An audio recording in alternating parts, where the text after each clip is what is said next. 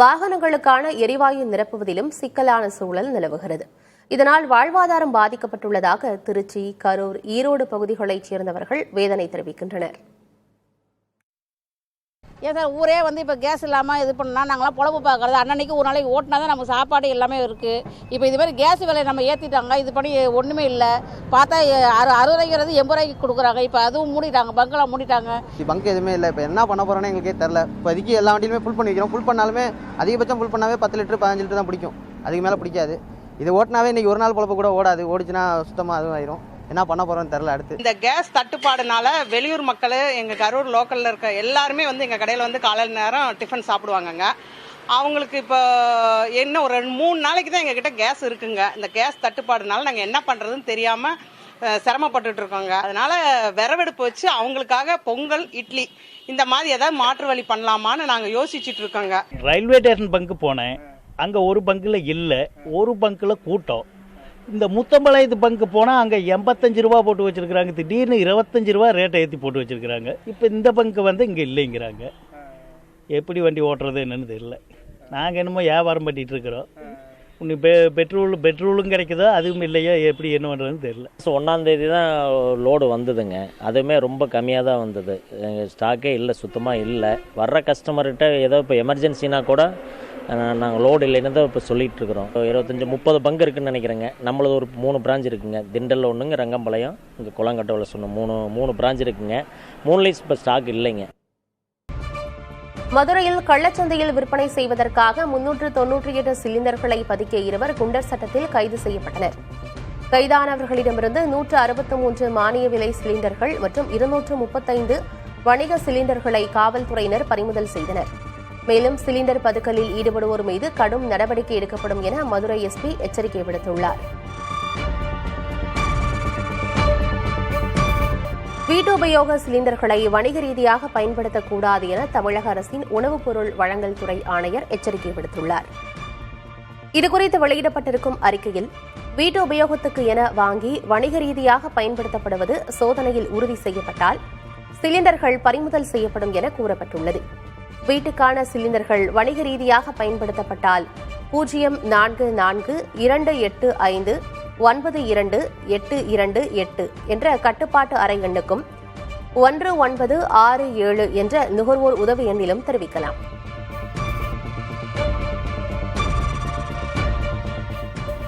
வணிக பயன்பாட்டுக்கான சிலிண்டர் தட்டுப்பாட்டை போர்க்கால அடிப்படையில் சீர் செய்ய வலியுறுத்தி கோவையில் மார்க்சிஸ்ட் கம்யூனிஸ்ட் கட்சியினர் ஆர்ப்பாட்டத்தில் ஈடுபட்டனர்.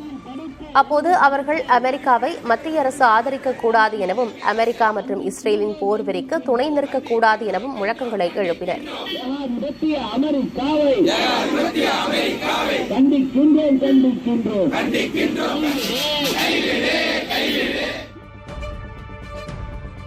புதுச்சேரியில் பேக்கரி, உணவகங்கள் மரத்தூள் அடுப்பை பயன்படுத்தி உணவு வகைகளை தயாரிக்கின்றனர். கவுண்டம்பாளையத்தில் 40 ஆண்டுகளாக பேக்கரி வணிகத்தில் ஈடுபட்டு வரும் செல்லப்பா, கேஸ் சிலிண்டர் தட்டுப்பாடு ஏற்பட்டுள்ள நிலையில் தற்போது மரத்தூள் அடுப்பை பயன்படுத்தி பேக்கரி வகைகளை தயாரிக்கிறார்.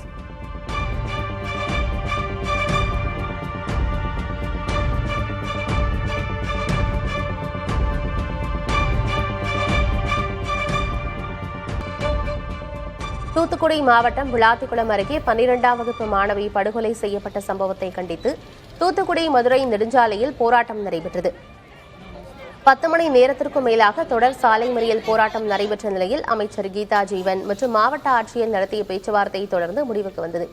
குற்றவாளிகளை பிடிக்க 10 தனிப்படைகள் அமைக்கப்பட்டு தீவிர விசாரணை நடைபெற்று வருவதாகவும் பாதிக்கப்பட்ட குடும்பத்தினரின் கோரிக்கைகள் நிறைவேற்றப்படும் என்றும் உறுதியளிக்கப்பட்டதை தொடர்ந்து போராட்டம் கைவிடப்பட்டது.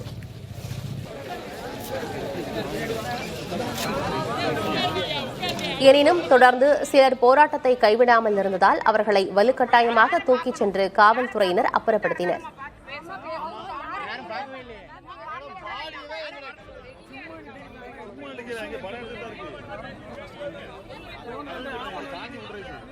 குடும்பத்தாரிடம் தயவுசெய்து நீங்கள் காவல்துறையினுடைய நடவடிக்கைக்கு முழு ஒத்துழைப்பு தாருங்கள். உறுதியாக விரைவிலே குற்றவாளியை கண்டுபிடிக்க வேண்டும் என்பதுதான் நம்முடைய முதலமைச்சருடைய உத்தரவு. விரைவிலே குற்றவாளி கண்டுபிடிக்கப்பட உரிய தண்டனை வாங்கி தரப்படும் என்ற உத்தரவாதத்தை அவங்கள்ட்ட மக்கள்கிட்ட நான் அவங்க தாய், தந்தை மற்றும் அவருடைய சகோதரியார்ட்டும் கூறிவிட்டு வந்துள்ளேன். ஏனென்றால் இதுல வந்து சில அரசியல் கட்சிகள் தேர்தல் நேரம் இதை அரசியலாக்குகிறார்கள். ஆனால் நம்ம அரசியலாக்க வேண்டிய தேவையில்லை. இதெல்லாம் யாரா இருந்தாலும் எந்த கட்சியா இருந்தாலும் நான் கேட்கறது அதுதான். அரசியல் செய்வது இப்போ நமக்கு அவசியம் இல்லை. குற்றவாளியை கண்டுபிடிச்சு உரிய தண்டனை அவனுக்கு வாங்கி கொடுக்கணும். தூத்துக்குடி அருகே 17 வயது பள்ளி மாணவி பாலியல் வன்கொடுமை செய்து கொல்லப்பட்டாரா என்பது முழுமையான உடற்கூறாய்வு அறிக்கை வெளியான பிறகே தெரியவரும் என காவல்துறை வட்டாரங்கள் தெரிவித்துள்ளன. தூத்துக்குடி அரசு மருத்துவக் கல்லூரி மருத்துவமனையில் 17 வயது பள்ளி மாணவியின் உடற்கூறாய்வு மேற்கொள்ளப்பட்டது. உடற்கூறு ஆய்வில் கழுத்து, எலும்பு உடைந்துள்ளதாக முதற்கட்ட தகவல் வெளியாகியுள்ளது. மேலும் மாணவியின் உடலில் சேகரிக்கப்பட்ட மாதிரிகள் திருநெல்வேலி தடய அறிவியல் மையத்திற்கு அனுப்பப்பட்டுள்ளது.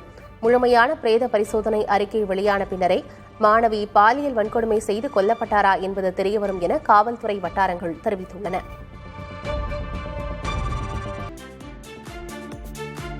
தமிழ்நாட்டின் பொறுப்பு ஆளுநர் ராஜேந்திர விஸ்வநாத் அர்லேக்கர் கபாலீஸ்வரர் கோயிலில் தரிசனம் செய்தார். பொறுப்பு ஆளுநராக பதவியேற்ற பிறகு மயிலாப்பூர் கபாலீஸ்வரர் கோயிலுக்கு குடும்பத்துடன் சென்று வழிபாடு மேற்கொண்டார். பிறகு பேட்டியளித்த அவர் தமிழ்நாட்டுக்கு வந்திருப்பது பெருமை அளிப்பதாக கூறினார். I am very proud to be here to serve the people of Tamil Nadu. And this Tamil Nadu, land of Chola, has a great heritage, which is very deep rooted in our culture and in our traditions. So all that is being preserved here. I am so much happy that it is being preserved and it is being propagated. Vilathikulam சாலை மறியல் போராட்டம் காரணமாக தூத்துக்குடியிலிருந்து சென்னைக்கு செல்லக்கூடிய omni பேருந்துகள் தாமதமாக இயக்கப்பட்டன. தூத்துக்குடி புதிய பேருந்து நிலையத்திலிருந்து சென்னை, பெங்களூரு, கோவை உள்ளிட்ட பல்வேறு பகுதிகளுக்கு 7 மணிக்கு கிளம்ப வேண்டிய ஆம்னி பேருந்துகள் சுமார் 2.5 மணி நேரம் தாமதமாக இரவு 10:30 மணி அளவில் புறப்பட்டன. தூத்துக்குடி மதுரை தேசிய நெடுஞ்சாலையில் போக்குவரத்து நெரிசல் ஏற்பட்டதால் வாகனங்கள் மாற்றுப்பாதையில் இயக்கப்பட்டன. தாமதமாக பேருந்துகள் இயக்கப்பட்டதால் பயணிகள் பெரும் இன்னலுக்கு ஆளாகினர். விழுப்புரம் மாவட்டம் நெகனூர் பகுதியில் 10க்கும் மேற்பட்டோரை திருநாய் கடித்துள்ளது. இதில் காயமடைந்தவர்கள் செஞ்சி அரசு பொது மருத்துவமனையில் சிகிச்சை பெற்றனர். அடிக்கடி திருநாய்களால் பாதிக்கப்படுவதாக கூறும் செஞ்சி சுற்றுவட்டார பகுதி மக்கள் அவற்றை பிடித்து அப்புறப்படுத்த வேண்டும் என கோரிக்கை விடுத்துள்ளனர்.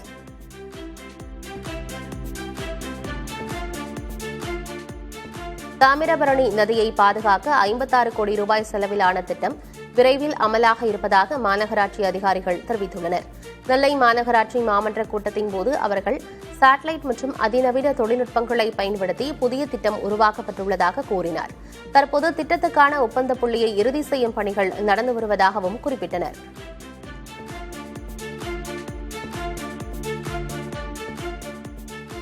ஆகாஷ் மரண வழக்கு விசாரணையை 60 நாட்களுக்குள் முடிக்க வேண்டும் என உயர்நீதிமன்ற மதுரை அமர்வு உத்தரவிட்டது. ஆகாஷின் தந்தை ராஜேஷ் கண்ணன் தாக்கல் செய்த மனு மீதான விசாரணையில் SC/ST வன்கொடுமை தடுப்புச் சட்ட பிரிவுகளின் கீழ் பதிவு செய்து முதல் தகவல் அறிக்கை திருத்தம் செய்யப்பட்டுள்ளதாக அரசு தரப்பில் தெரிவிக்கப்பட்டது. இதையடுத்து பேசிய நீதிபதி விக்டோரியா கௌரி, முதல் தகவல் அறிக்கை திருத்தம் செய்யப்பட்ட நிலையில் தேசிய நெடுஞ்சாலையில் போராட்டத்தில் ஈடுபட்டுள்ளவர்களை உடனடியாக கலைந்து செல்லுமாறு அறிவுறுத்தினார். மனுதாரர் தரப்பில் உடற்கூறாய்வு விதிகள் முறையாக பின்பற்றப்படவில்லை என குற்றம் சாட்டப்பட்ட நிலையில் விரிவான வாதங்களுக்காக வழக்கின் விசாரணையை நாளைக்கு ஒத்திவைத்தார். திருப்பூர் மாவட்டம் உடுமலை அருகே கொங்கு சோழர்கள் கால கல்வெட்டு வரலாற்று ஆய்வாளர்களால் கண்டெடுக்கப்பட்டுள்ளது. எழுத்து அமைப்பு அடிப்படையில் 12 அல்லது 13ஆம் நூற்றாண்டைச் சேர்ந்தது என ஆய்வாளர்கள் கணித்துள்ளனர். கல்வெட்டில் தனியாரால் கைவிடப்பட்ட விளைநிலம் கொங்கு சோழ மன்னரின் ஆட்சியில் அரசால் மீட்கப்படுவதாகவும் அதன் துல்லியமான 4 எல்லை குறிப்பு உள்ளிட்ட பல்வேறு தகவல்கள் குறிப்பிடப்பட்டுள்ளதாக தெரிவிக்கப்பட்டுள்ளது. திருச்செந்தூர் சுப்பிரமணிய சுவாமி கோயில் முன்புள்ள கடற்கரையில் அதிகப்படியான பச்சை நிற கடல் பாசிகள் கரை ஒதுங்கியுள்ளதால் பக்தர்கள் அவதியடைந்துள்ளனர். குறிப்பாக நாழி கிணறு, தீர்த்தம் மற்றும் ஜீவாநகர் பகுதி வரை பாசிகள் படர்ந்துள்ளன. இதனால் புனித நீராட வரும் பக்தர்கள் பெரும் சிரமத்திற்கு உள்ளாகியுள்ளனர். மேலும் பாசிகளால் வழுக்கி விழும் அபாயம் இருப்பதால் உடனடியாக கடல் பாசிகளை அகற்ற கோயில் நிர்வாகத்திற்கு பக்தர்கள் கோரிக்கை விடுத்தனர். சென்னை பெரம்பூர் ICF வளாகத்தில் ரயில் பெட்டிகள் கண்காட்சி கோலாகலமாக தொடங்கியது. வரும் 14ஆம் தேதி வரை நடைபெறும் இக்கண்காட்சியில் ஜப்பான் உள்ளிட்ட 6 நாடுகளின் மாதிரிகள் மற்றும் 101 நிறுவனங்களின் அதிநவீன பாகங்கள் காட்சிப்படுத்தப்பட்டுள்ளன. குறிப்பாக மணிக்கு 200 கிலோமீட்டர் வேகத்தில் செல்ல உதவும் நவீன ஃபேண்டோகிராஃப் தொழில்நுட்பம் மற்றும் அதிநவீன ரயில் மாதிரிகள் பொறியாளர்கள் மற்றும் மாணவர்களிடையே பெரும் வரவேற்பை பெற்றுள்ளன.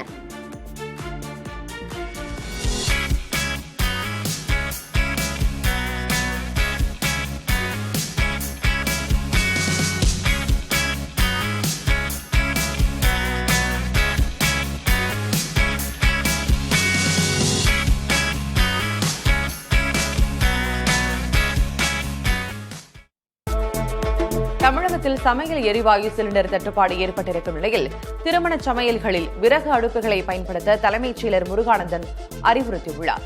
நாளை முதல் 16ஆம் தேதி வரை சுப முகூர்த்த நாட்கள் வர இருப்பதால் சிலிண்டர் தட்டுப்பாட்டை கருத்தில் கொண்டு அவர் இவ்வாறு வலியுறுத்தினார். நடிகர் சங்கத்தின் தீர்மானத்தை ஏற்று நிர்வாகிகளின் பதவிக்காலத்தை 3 ஆண்டுகளுக்கு நீட்டிப்பதற்கு சங்கங்களின் பதிவாளர் உத்தரவு பிறப்பித்ததாக சென்னை உயர்நீதிமன்றத்தில் தென்னிந்திய நடிகர் சங்கம் தெரிவித்திருக்கிறது.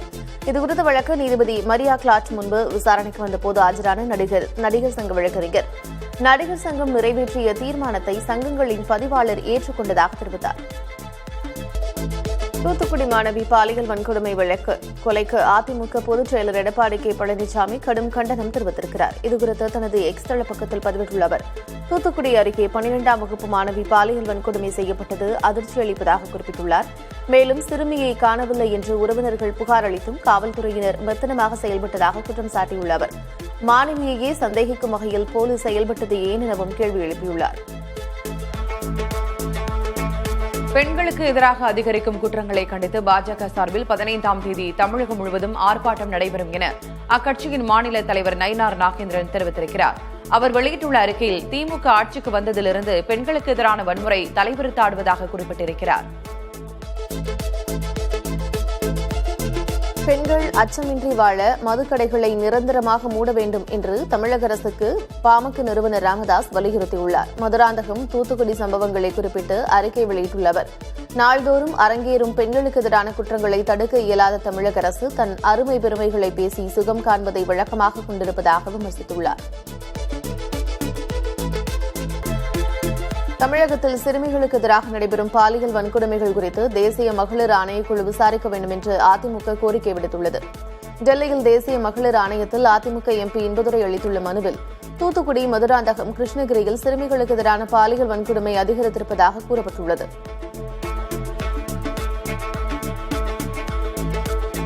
தேர்தல் வந்தால் பிரதமர் மோடிக்கு தமிழ்நாடு மீது பாசம் வந்துவிடும் என அமைச்சர் ரகுபதி விமர்சித்திருக்கிறார். சென்னை அறிவாலயத்தில் செய்தியாளர்களை சந்தித்த அவர் திருச்சி பொதுக்கூட்டத்தில் பிரதமர் மோடி முன்வைத்த குற்றச்சாட்டுக்கு பதிலளித்தார். அப்போது விவசாயிகள் குறித்து பேச பிரதமர் மோடிக்கு உரிமை இருக்கிறதா என கேள்வி எழுப்பிய அமைச்சர் ரகுபதி, பிரதமர் மோடியின் ஆட்சியில் 1.5 லட்சம் விவசாயிகள் தற்கொலை செய்து கொண்டதாகவும் விமர்சித்தார். தமிழ்நாடு முழுவதும் சாதிவாரி கணக்கெடுப்பு நடத்தக்கோரி தமிழகத்தில் உள்ள பல்வேறு மாவட்டங்களில் தாவேகவினர் ஆர்ப்பாட்டத்தில் ஈடுபட்டனர்.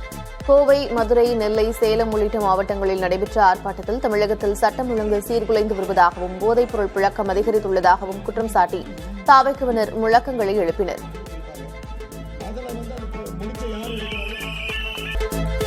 இந்தியாவின் சில்லறை பணவீக்கம் பிப்ரவரியில் 3.2 விழுக்காடாக உயர்ந்திருக்கிறது. இது கடந்த 10 மாதங்களில் இல்லாத உச்சமாகும்.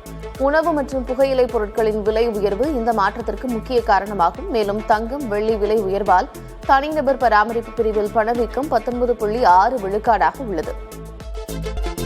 மேற்கு வங்காள ஆளுநராக RN ரவி பதவியேற்றுக் கொண்டார். கொல்கத்தாவில் நடைபெற்ற விழாவில் RN ரவிக்கு உயர்நீதிமன்ற தலைமை நீதிபதி பதவி பிரமாணம் செய்து வைத்தார். முன்னதாக RN ரவியும் முதலமைச்சர் மம்தா பானர்ஜியும் பரஸ்பரம் வணக்கம் தெரிவித்து நலம் விசாரித்துக் கொண்டனர்.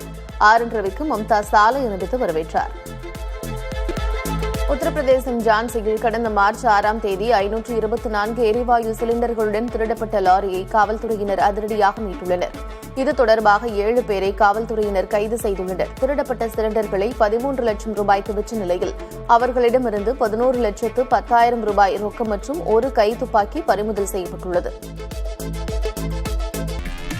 மேற்காசிய போர்ச்சூழல் மற்றும் செங்கடல் போக்குவரத்து பாதிப்புகளால் பிப்ரவரி மாதத்தில் இந்தியாவின் சூரியகாந்தி எண்ணெய் இறக்குமதி 51% குறைந்து 1,45,000 டன்னாக வீழ்ச்சியடைந்துள்ளது. ரஷ்யா உக்ரைன் மோதலால் விநியோகம் பாதிக்கப்பட்டு இதன் இறக்குமதி விலை கடந்த ஆண்டை விட 17% உயர்ந்து ஒரு டன்னுக்கு $1420 அதிகரித்துள்ளது. இதனால் இறக்குமதியாளர்கள் மற்றும் நுகர்வோருக்கு கூடுதல் நிதிச்சுமை ஏற்பட்டுள்ளது. இந்நிலையை சமாளிக்க அர்ஜென்டினா, பிரேசில் போன்ற நாடுகளோடு நீண்டகால ஒப்பந்தம் செய்ய இந்தியா பேச்சுவார்த்தை நடத்தி வருவதாக கூறப்படுகிறது. அமெரிக்கா ஈரான் போர் பதற்றத்திற்கு மத்தியில் சவுதி அரேபியா மற்றும் ஈராக்கிலிருந்து 30 லட்சம் பேரல் கச்சா எண்ணெயுடன் 2 பிரம்மாண்ட கப்பல்கள் மும்பை துறைமுகத்தை வந்தடைந்தன. தாக்குதல் அபாயம் காரணமாக இந்த கப்பல்கள் தங்கள் இருப்பிடத்தை காட்டும் AIS கருவிகளை அணைத்துவிட்டு ஹோர்முஸ் நீரிணையை கடந்துள்ளன. ஈரானிய வெளியுறவுத்துறையுடன் இந்திய அமைச்சகம் நடத்திய தொடர் பேச்சுவார்த்தையின் பலனாகவே இந்த கப்பல்கள் பாதுகாப்பாக வந்து சேர்ந்ததாக கூறப்படுகிறது.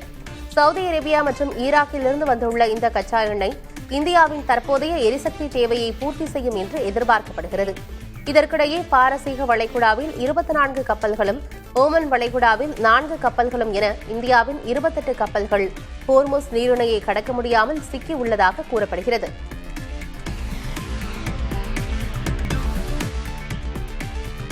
சிலர் தங்களது சொந்த நலன்களுக்காக சிலிண்டர் தட்டுப்பாடு என்று பீதியை உருவாக்கி வருவதாக பிரதமர் நரேந்திர மோடி விமர்சித்தார். டெல்லியில் நடைபெற்ற NXT உச்சிமாநாட்டில் உரையாற்றிய அவர் தற்போதைய எரிசக்தி நெருக்கடி குறித்து பேசினார்.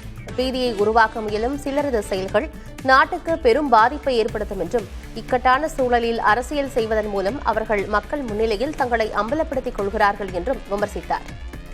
மேற்காசிய போரினால் உருவான இந்த நெருக்கடியிலிருந்து எந்த நாடும் தப்பிக்க முடியாது என்றும் மோடி சுட்டிக்காட்டினார்.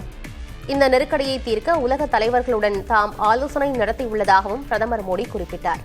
எரிசக்தி தேவைக்காக வெளிநாடுகளை மட்டுமே சார்ந்திருக்காமல் உள்நாட்டிலேயே உற்பத்தியை பெருக்கி தற்சார்பு இந்தியாவை உருவாக்க வேண்டும் எனவும் பிரதமர் மோடி குறிப்பிட்டார்.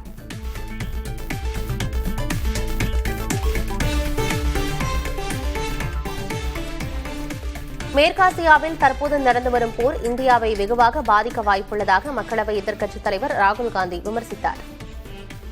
சமையல் எரிவாயு தட்டுப்பாடு பிரச்சினை குறித்து மக்களவையில் பேசிய அவர் சிலிண்டர் தட்டுப்பாட்டால் ஏராளமான உணவகங்கள் மூடப்பட்டுள்ளதாக தெரிவித்தார். எரிவாயு கிடைக்குமா என்று மக்கள் மத்தியில் தற்போதே அச்சம் பரவி வருவதாகவும் ராகுல் குறிப்பிட்டார். நாம் யாரிடமிருந்து எண்ணெய் வாங்க வேண்டும் என்பதை வெளிநாட்டு அதிபர் முடிவு செய்ய எப்படி அனுமதிக்கலாம் எனவும் மத்திய அரசை ராகுல் கடுமையாக சாடினார். இதனைத் தொடர்ந்து எப்ஸ்டீன் விவகாரம் குறித்து ராகுல் பேசியதால் அவையில் அமளி ஏற்பட்டு ஒத்திவைக்கப்பட்டது. இந்தியாவில் எரிபொருள் தட்டுப்பாடு இல்லை என பெட்ரோலியத்துறை அமைச்சர் ஹர்தீப் சிங் புரி தெரிவித்தார். நாடாளுமன்றத்தில் பேசிய அவர் நவீன கால வரலாற்றில் உலகம் இதுபோன்ற இக்கட்டான சூழலை சந்தித்தது இல்லை என குறிப்பிட்டார். ஹோர்முஸ் நீரிணை வழியாக நமக்கு எவ்வளவு எரிபொருள் வருமோ அதைவிட அதிகமானதை இந்த போர் காலகட்டத்தில் வாங்கியுள்ளதாகவும் அவர் கூறினார். பிரதமரின் ராஜதந்திர அணுகுமுறைகளாலும் அவர் மீதான நாடுகளின் நம்பிக்கையினாலும் இது சாத்தியமானதாக அமைச்சர் குறிப்பிட்டார். சமையல் எரிவாயு அனைவருக்கும் தடையின்றி கிடைக்க நடவடிக்கை எடுக்கப்பட்டு வருவதாகவும் அமைச்சர் தெரிவித்தார்.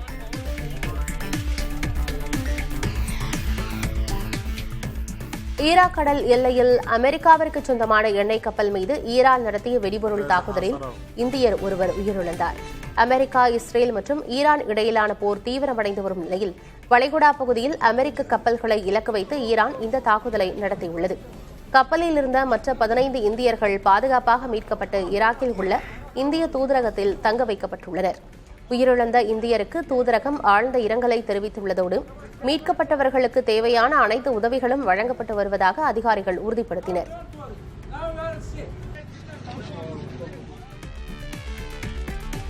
தமிழகத்தில் பெட்ரோல், டீசல் போதுமான அளவு உள்ளதால் எரிபொருளை சேமித்து வைப்பதை தவிர்க்கும்படி இந்தியன் ஆயில் நிறுவனம் கேட்டுக் கொண்டுள்ளது. அந்நிறுவனம் வெளியிட்டிருக்கும் அறிக்கையில் அச்சத்தின் காரணமாக தேவைக்கு அதிகமாக எரிபொருளை பொதுமக்கள் வாங்க வேண்டாம் என அறிவுறுத்தப்பட்டுள்ளது. பெட்ரோல் நிலையங்களில் இருப்பு நிலவரம் கண்காணிக்கப்படுவதாகவும் விநியோகம் சீராக இருப்பதாகவும் தெரிவிக்கப்பட்டுள்ளது. தமிழகத்தில் பெட்ரோல், டீசல் தடையின்றி கிடைக்க உற்பத்தி அதிகரிக்கப்பட்டுள்ளதாக இந்தியன் ஆயில் கூறியுள்ளது. மேற்காசியாவில் நிலவும் போர் பதற்றம் குறித்து ஈரான் அதிபர் மசூத் பெசஷ்கியானுடன் பிரதமர் நரேந்திர மோடி தொலைபேசி வாயிலாக அவசர ஆலோசனை மேற்கொண்டார்.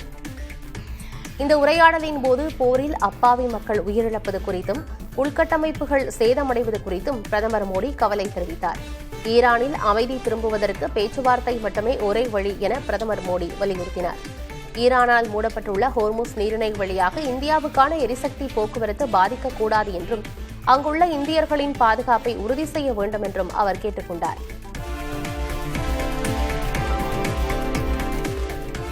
ஈரான் மீதான அமெரிக்க இஸ்ரேலின் வான்வழி தாக்குதல்கள் தீவிரமடைந்துள்ள நிலையில் ஈரான் மக்கள் விரைவில் சுதந்திரம் பெறுவார்கள் என இஸ்ரேல் பிரதமர் பெஞ்சமின் நெத்தன்யாகு தெரிவித்தார்.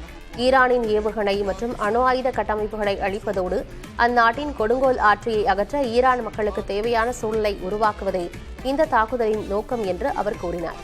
ஈரான் புரட்சிகர பாதுகாப்பு படை மீதான தாக்குதல்கள் தொடரும் என குறிப்பிட்ட அவர் புதிய பாதையை தேர்ந்தெடுக்க வேண்டியது ஈரான் மக்களின் கைகளில் உள்ளதாக தெரிவித்தார்.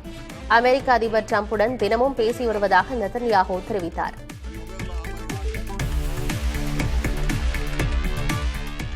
லெபனான் தலைநகர் பெய்ரூட் மீது இஸ்ரேல் மீண்டும் கடுமையான வான்வழி தாக்குதல்களை தொடங்கியுள்ளதால் பதற்றமான சூழல் நிலவுகிறது. இதில் 5 குழந்தைகள் உட்பட 9 பேர் உயிரிழந்ததாக தகவல்கள் கிடைத்துள்ளன. ஈரான் ஆதரவு பெற்ற ஹிஸ்புல்லா அமைப்பை குறிவைத்து நடத்தப்படும் இந்த தாக்குதல்களால் இதுவரை 700க்கும் மேற்பட்டோர் உயிரிழந்துள்ளனர். மேலும் 1500க்கும் மேற்பட்டோர் காயமடைந்துள்ளனர். சுமார் 8 லட்சம் மக்கள் தங்கள் வீடுகளை விட்டு வெளியேறி வேறு இடங்களில் அகதிகளாக தஞ்சமடைந்துள்ளதாக தெரிவிக்கப்பட்டுள்ளது.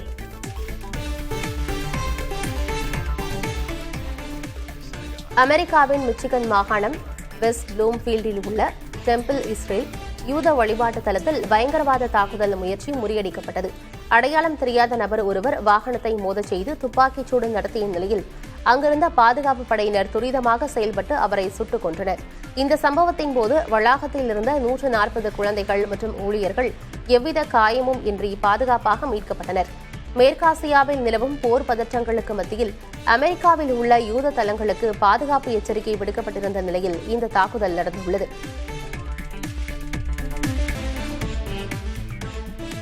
ஈரானின் புதிய உச்சத் தலைவராக பொறுப்பேற்றுள்ள முஜ்தபா காமேனி தனது முதல் அதிகாரப்பூர்வ உரையில் அமெரிக்காவுக்கு கடும் எச்சரிக்கை விடுத்துள்ளார். மேற்காசிய பிராந்தியத்தில் உள்ள அனைத்து அமெரிக்க ராணுவ தளங்களும் உடனடியாக மூடப்பட வேண்டும் என்றும், இல்லையெனில் அவை ஈரானிய படைகளால் கடுமையான தாக்குதலுக்கு உள்ளாகும் என்றும் அவர் எச்சரித்துள்ளார். அண்டை நாடுகளுடன் ஈரான் நட்புறவையை விரும்புவதாகவும், அமெரிக்காவின் ராணுவ இலக்குகளை மட்டுமே ஈரான் குறிவைப்பதாகவும் அவர் குறிப்பிட்டார். ஈரானின் எதிரிகளுக்கு அழுத்தம் கொடுக்கும் வகையில் உலக வர்த்தகத்தின் முக்கிய பாதையான ஹோர்முஸ் நீரிணை தொடர்ந்து மூடப்பட்டிருக்கும் என்றும் அறிவித்தார். தங்கள் தியாகிகளின் ரத்தத்திற்கு நிச்சயம் பழிவாங்கப்படும் என்று சூளுரைத்த முஜ்தபா காமேனி, ஏமன் மற்றும் ஈராக் ஆயுத குழுக்கள் ஈரானுக்கு ஆதரவாக செயல்படும் என்றும் குறிப்பிட்டார்.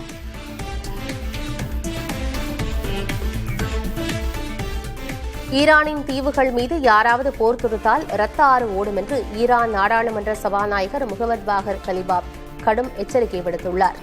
1971ஆம் ஆண்டு முதல் ஐக்கிய அரபு அமீரகத்துடன் சர்ச்சையில் இருக்கும் 3 தீவுகள் மற்றும் ஈரானின் முக்கிய எண்ணெய் முனையமான கார்க் தீவை அமெரிக்கா தாக்கக்கூடும் என்ற அச்சம் நிலவுகிறது. இச்சூழலில் தங்கள் நாட்டின் இறையாண்மையை பாதுகாக்க எந்த எல்லைக்கும் செல்ல தயார் என்பதை ஈரான் வெளிப்படுத்தியுள்ளது. இஸ்ரேல் அமெரிக்க படைகள் தாக்குதலை தொடங்கியதிலிருந்து 32 லட்சம் மக்கள் ஈரானுக்குள்ளேயே வசிப்பிடத்தை விட்டுவிட்டு இடம்பெயர்ந்துள்ளதாக ஐநா அகதிகள் முகமை தெரிவித்துள்ளது. போர் நீடித்து வருவதால் இடம்பெயர்வோரின் எண்ணிக்கை வரும் தினங்களில் இன்னும் பல மடங்காக உயரக்கூடும் என ஐநா அறிக்கையில் கூறியுள்ளது. ஈரானில் உணவு, குடிநீர் மற்றும் தங்குமிடம் போன்ற அடிப்படை தேவைகளுக்கு தட்டுப்பாடு நீடிப்பது ஒரு கவலைக்குரிய மனிதாபிமான சீர்குலைவு என்றும் குறிப்பிடப்பட்டுள்ளது. ஈரானைச் சேர்ந்த 19 தனிநபர்கள் மற்றும் நிறுவனங்கள் மீது ஐரோப்பிய ஒன்றியம் புதிய பொருளாதார தடைகளை விதித்துள்ளது. இதற்கான ஒப்புதலை ஐரோப்பிய ஒன்றிய தூதர்கள் வழங்கியதாக வெளியுறவுத்துறை உயர் பிரதிநிதி காஜா கலாஸ் தெரிவித்துள்ளார். இதற்கிடையில் இந்த தடைகளுக்கு ஈரான் வெளியுறவு அமைச்சகம் கடுமையாக கண்டனம் தெரிவித்துள்ளது. அமெரிக்கா மற்றும் இஸ்ரேலின் சட்டவிரோத ஆக்கிரமிப்பை ஈரான் எதிர்ப்பதால் ஐரோப்பிய ஒன்றியம் பழிவாங்கும் நடவடிக்கையில் ஈடுபடுவதாக ஈரான் செய்தி தொடர்பாளர் இஸ்மாயில் பாகை குற்றம் சாட்டினார்.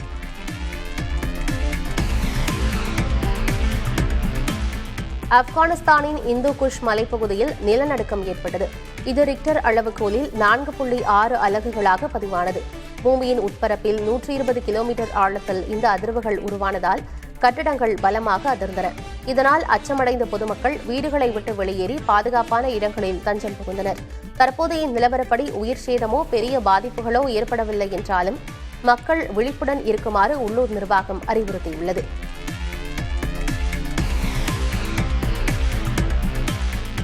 இந்தியாவில் ஏற்பட்டுள்ள எரிவாயு தட்டுப்பாடு பிரச்சனையால் தற்போது கிக் தொழிலாளர்களின் வாழ்வாதாரத்தை பெருமளவில் பாதித்துள்ளது. சுமார் 30 முதல் 40% உணவகங்கள் மூடப்பட்டிருப்பதால் ஸ்விக்கி மற்றும் ஜொமேட்டோ போன்ற நிறுவனங்களில் பணியாற்றும் ஊழியர்களின் ஆர்டர்கள் பெருமளவு சரிந்துள்ளன. இதனால் அவர்களின் தினசரி வருமானம் பாதியாக குறைந்துள்ள நிலையில் பெட்ரோல் விலை உயர்வு மற்றும் டெலிவரி தாமதத்திற்கான அபராதங்கள் அவர்களை மேலும் நெருக்கடிக்கு உள்ளாக்குகின்றன. எனவே இந்த இக்கட்டான சூழலில் தங்களுக்கு அபராத விலக்கு அளித்து ஊக்கத்தொகை வழங்க வேண்டும் என கிக் தொழிலாளர்கள் சங்கம் கோரிக்கை விடுத்துள்ளது.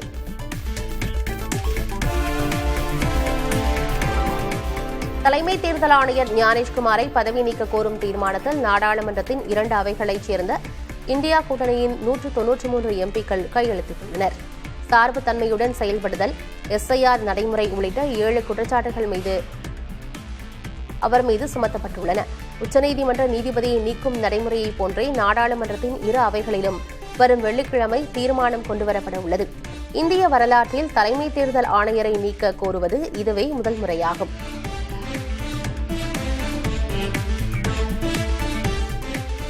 கடந்த நிதியாண்டில் மட்டும் தமிழ்நாடு அரசு மொத்தம் 95,300 கோடி ரூபாய் கடன் பெற்றுள்ளதாக மத்திய நிதித்துறை இணையமைச்சர் பங்கஜ் சௌத்ரி மாநிலங்களவையில் தெரிவித்தார்.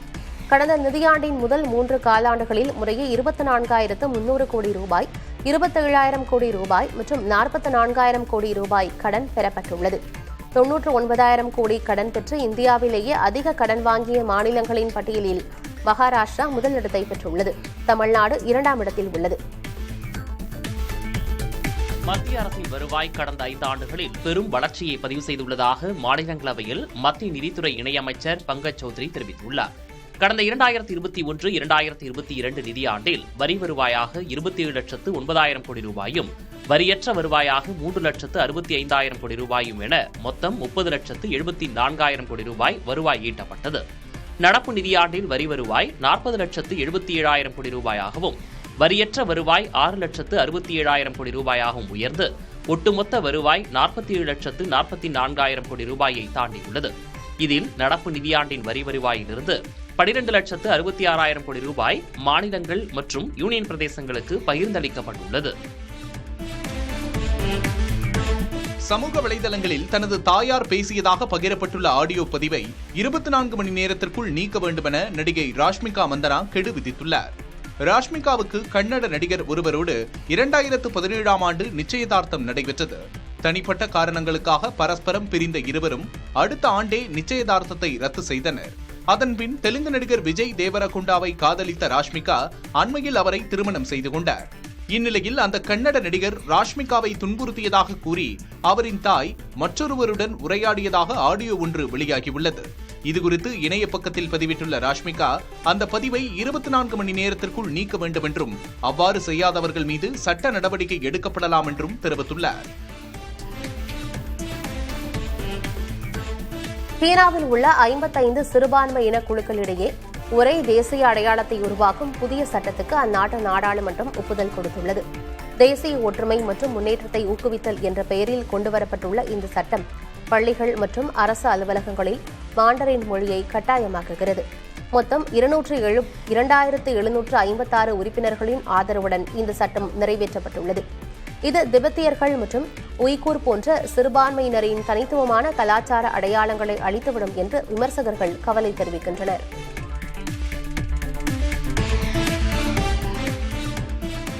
இத்தாலியின் மிலனோ கார்டினா மாற்றுத்திறனாளிகளுக்கான குளிர்கால ஒலிம்பிக் போட்டிகளில் ரஷ்யா தனது ஆதிக்கத்தை செலுத்தி வருகிறது. நேற்று நடைபெற்ற பாரா கிராஸ் கண்ட்ரி போட்டிகளில் ரஷ்ய வீரர் இவான் மற்றும் வீராங்கனை அனஸ்தேசியா பாக்கியான் ஆகியோர் தங்கம் வென்று அசத்தினர்.